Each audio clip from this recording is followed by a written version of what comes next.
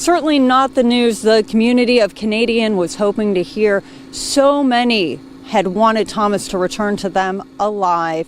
And many tell me they can't imagine what could have happened to such a popular young man who disappeared in November 2016 as a senior in high school.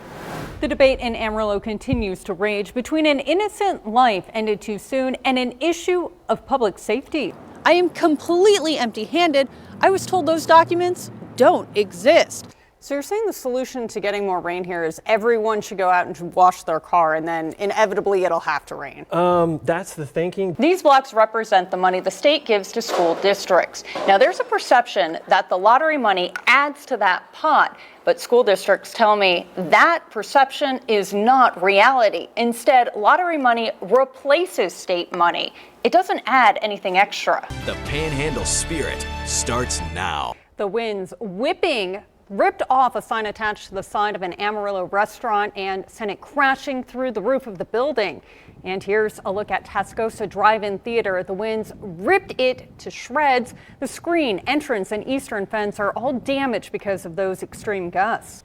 And now let's get right to it. Chief Meteorologist Steve Kirsch is in the Weather Center, and he kicks off our coverage. Steve, is this ever going to let up? And of course, we have team weather coverage for you tonight. We start with ABC 7's Maria Serrano, who is live in Quay County, New Mexico, near Logan, where heavy winds blew a train off a bridge. And El Patron is certainly not alone. Several businesses are dealing with roof damage tonight. ABC 7's Ryan Coulter is live at the Fifth Season Hotel in Amarillo, where its roof is gone. Well, it seems like a simple question. How is the money you pay in taxes to the city of Amarillo being spent? Simple or not, I learned governments can sometimes charge steep fees for this information. Here's what it will cost you, me, anyone to find out information that is by law public. As an investigator, I do this all the time. And hit submit. This public records request is to the city of Amarillo. It's broad. Everything it used your tax money to buy last year. Digital copies of such records are often free from the city. But this list, it'll cost the same as this nice used car, almost $16,000. Is this request expensive everywhere? I sent the same request to similar sized Texas cities. Lubbock, Odessa, and Abilene, plus one large Texas city. Houston. I got records from each. The price? Lubbock, free. Odessa, free.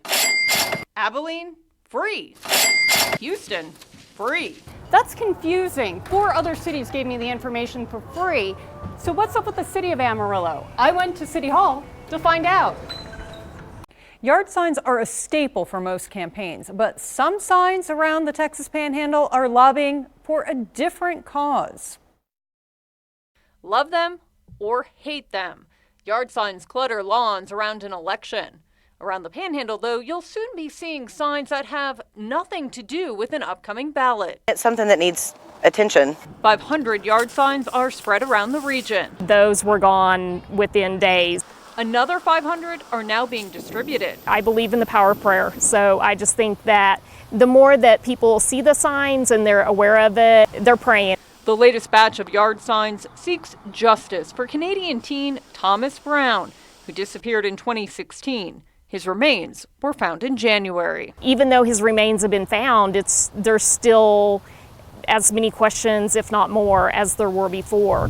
These banners in Canadian were vandalized, so Thomas's family created yard signs. It's easy to vandalize 1 or 2 signs. It's not so easy to vandalize hundreds of them. It's not easy to keep the signs in stock either. So I've been following it all along. Oh, okay.